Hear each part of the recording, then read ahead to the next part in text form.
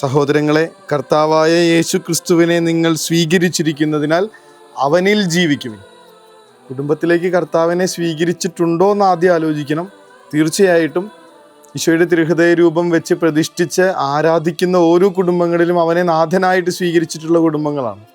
ഇത് ഓരോരുത്തരുടെയും കുടുംബങ്ങളിൽ നമ്മൾ ഈശോയെ സ്വീകരിച്ചിട്ടുണ്ടെങ്കിൽ അവനിൽ ജീവിക്കുമെന്ന കർത്താവ് നമ്മളെ ഓർമ്മപ്പെടുത്തണേ.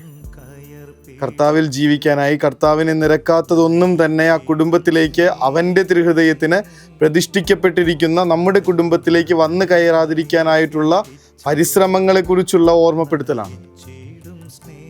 വിശുദ്ധ ലൂക്കായുടെ സുവിശേഷത്തിൽ നമ്മൾ കാണുന്ന കർത്താവ് ഒരു കുഞ്ഞിനെ സുഖപ്പെടുത്താനായി ആ വീട്ടിൽ ചെല്ലുമ്പോൾ അവരെല്ലാവരും വിളിച്ചു പറയുന്നുണ്ട്, ഏതാണ്ട് കളിയാക്കുന്ന വിധത്തിൽ അവൾ മരിച്ചുപോയി, ഇനി അതിനകത്തോട്ട് കയറിയിട്ട് കാര്യമില്ല എന്നൊക്കെ പറയുന്ന നേരത്ത് ഈശോ അവരെ എല്ലാവരെയും പുറത്താക്കി എന്നാണ് പറയണേ.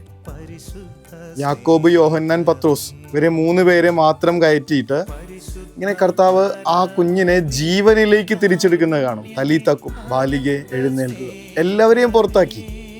കർത്താവിന് നിരക്കാത്ത, കർത്താവിൽ വിശ്വസിക്കാത്ത, കർത്താവിൽ ആശ്രയം വയ്ക്കാത്ത ഒരു കുടുംബത്തിൽ അവിടെ നിന്ന് എങ്ങനെയാണ് അത്ഭുതങ്ങൾ പ്രവർത്തിക്കണേ? കർത്താവിന് നിരക്കാത്തതെല്ലാം പുറത്താക്കി കഴിയുമ്പോൾ ജീവൻ വരുന്നുവെന്ന് ഈ ഒരു സംഭവം നമ്മളെ ഓർമ്മപ്പെടുത്തി തരും. ഒന്നാമത്തെ വായനയുടെ അടുത്ത വചനങ്ങൾ നമ്മൾ വായിക്കുന്നുണ്ട്.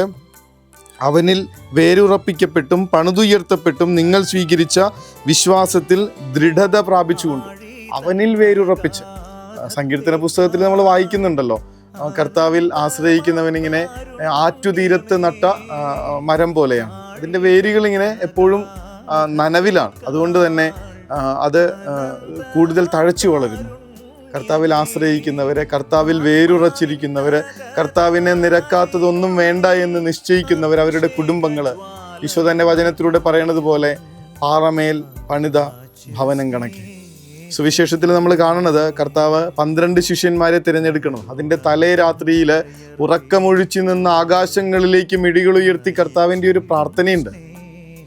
ഈ പിതാവിനോടുള്ള ഈ ഒരു സംഭാഷണം കഴിഞ്ഞിട്ടാണ് കർത്താവ് തൻ്റെ ജീവിതത്തിൻ്റെ ഏറ്റവും പ്രധാനപ്പെട്ട തീരുമാനം എടുക്കണമെന്നറിയാം.